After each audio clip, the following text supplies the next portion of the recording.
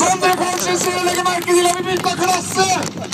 Nå vi kommet opp i litt modifiserte saker. Det ender at man har lyst til å kjøpe butikk, kjøpe melk og brød med dette her også, du skal ikke se. Bortsett at blir stoppet av folk av han som står igjen her, sheriffen. Ja, sheriffen er farlig, så nå det bare å passe seg. Se på bakhjula på. Tenk om jeg får fatte det blir sånn da. Og i sheriffbilen har vi han Markus Sivertsen. I den hvite Vegan er det Marius Hoel. Litt langt. Det er en 350 småbil i Marius Hoel sin bil. Og en Stroker Mopar 408 i sheriffen.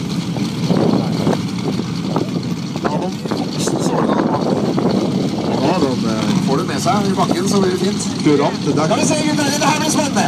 Nå begynner det å gå unna her med biler. Skal vi se. Skal vi se. Får du min i Brisage. Vi er på Brisage. Se, gutter, kjør før. Inn på Brisage.